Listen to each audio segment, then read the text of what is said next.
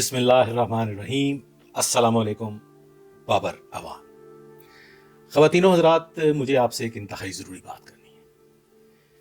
हो सकता है बहुत बड़ी तादाद को ये गुफ्तगू तल्ख और गिरां गुजरे, लेकिन भाई लोग, मुझे तो बात करनी है। 6 साल बाद चंद दोस्तों का ज़मीर जागा और उन्होंने एक खत लिख दिया।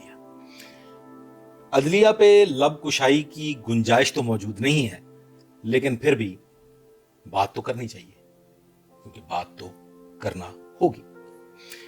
ख़वातीनो हज़रात, 5-6 साल बाद ही क्यों ज़मीर जागा? अब इसे मौजज़ा कहें या फिर उन्हें अपने किए का मंजरनामा दिखाई देने लगा था और वो उससे बचने की कोशिश में ऐसा इकदाम कर बैठे।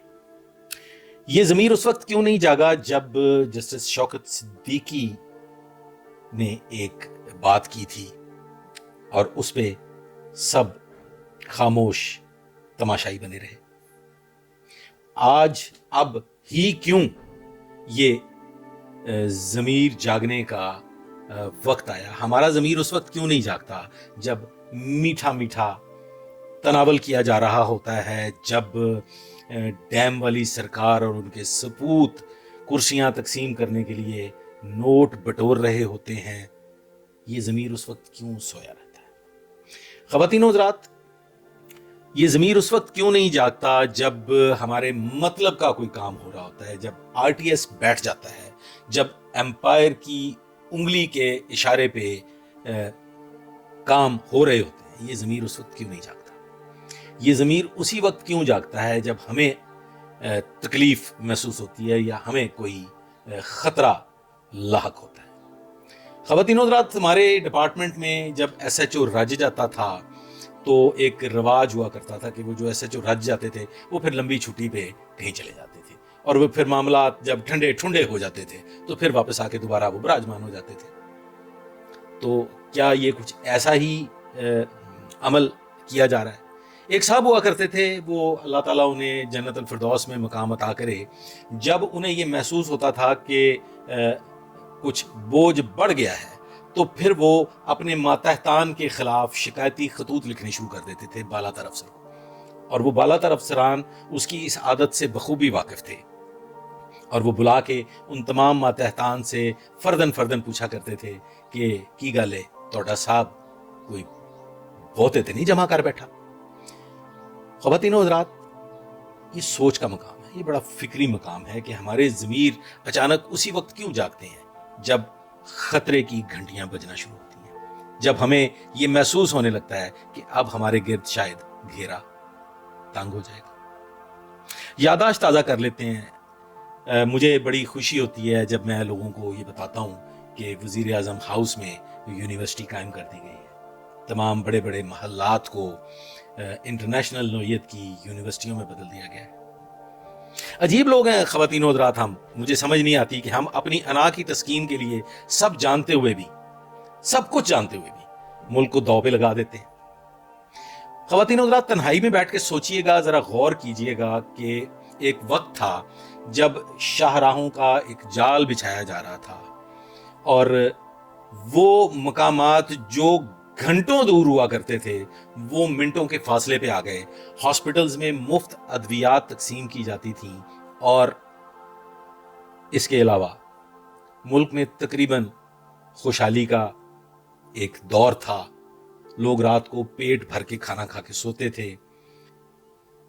महंगाई की शरह भी तकरीबन काबिल बर्दाश्त थी, गो के IMF के कर्जे और दीगर मरात का सिलसिला पाकिस्तान बनने से लेके आज तक ना कभी खत्म हुआ है, ना आइंदा कभी खत्म होने जा रहा है। ख़वातीनो हज़रात, बात सिर्फ इतना सी है कि हमने कुछ दावे किए थे, हमने कुछ नारे बुलंद किए थे, हमने धरनों की शक्ल में एक चलती चलाती हुकूमत का बेड़ा गर्क करने के बाद दावे किए, और वो दावे मैंने भी सुने। मैंने भी वो पहली तकरीर सुनी और आप दीदा हो गया, और ये सोचने लगा कि शायद ये मुल्क अब फ्रांस और यूरोप का मुकाबला करेगा। शायद अब पाकिस्तान का वीजा भी कतारों में लग के लेना पड़ेगा। लेकिन 2018 से लेके 2021 तक उन दावों में से कोई ایک دعویٰ ذرا تنہائی میں بیٹھ کے سوچئے گا کہ کیا ہوا. وہ 200 کروڑ روپیہ جو ہم نے منہ پہ مارنا تھا وہ کہاں پٹخا گیا؟ ہم نے کشکول توڑنا تھا تو کیا کشکول توڑ دیا گیا یا قرضوں کے بوجھ میں دبتے چلے گئے؟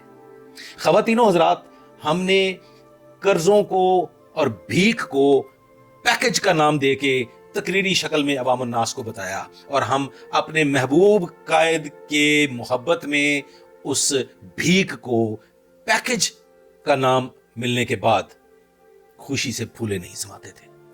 اور پھر ایک وقت آیا کہ عوام کی چیخیں نکل گئی. ایک ایسا چیخو پکار کا ماحول بنا کہ گویا نظر آ رہا تھا کہ آئندہ آنے والے چند مہینوں میں پاکستان ڈیفالٹ کی طرف چلا جائے گا، پاکستان بینکرپٹ ہو جائے گا. قرضوں کی شرح میں اس حد تک اضافہ ہو گیا تھا اور مہنگائی آؤٹ آف کنٹرول ہو چکی تھی کہ لوگ سڑکوں پہ نکل آتے اور ایک تماشا لگ جاتا. لیکن وہ طاقتور حلقے جنہوں نے وہ بساط بچھائی تھی وہ یہ فیصلہ کر چکے تھے کہ حالے نہیں، ابھی پاکستان کے پلے کچھ نہ کچھ باقی ہے. لہٰذا جب تک ہم اپنی من مرضی کے معاملات نہیں کر لیتے اس وقت ہم نے پاکستان کی جان نہیں چھوڑنی. پھر ایک سازش رچی گئی، ایک عالمی سازش رچی گئی، اور اس عالمی سازش کے نتیجے میں اس حکومت کو ختم کیا گیا. اور اس سوچ کے ساتھ، اس فیصلے کے ساتھ ختم کیا گیا کہ آر ٹی ایس کا جھرلو اب اور بڑی تعداد میں پھرے گا اور 2/3 اکثریت کے ساتھ جھرلو زدہ حکومت کو واپس لے کے آئیں گے. خواتین و حضرات، ایسا نہیں ہو سکا. پاکستان نے سلامت رہنا تھا اور پاکستان سلامت رہے گا. خواتین و حضرات، وہ جو حکومت قائم ہوئی اس حکومت میں مجھ جیسے لوگ جو سیاست سے بالکل دلچسپی نہیں رکھتے تھے وہ بھی بہت خوش ہوئے تھے. چند لمحوں کے لیے ان کے اندر بھی ایک ترنگ پیدا ہوئی تھی کہ ہم اب ترقی کی راہوں پہ گامزن ہونے والے ہیں. لیکن خواتین و حضرات، اس کا نتیجہ کیا نکلا؟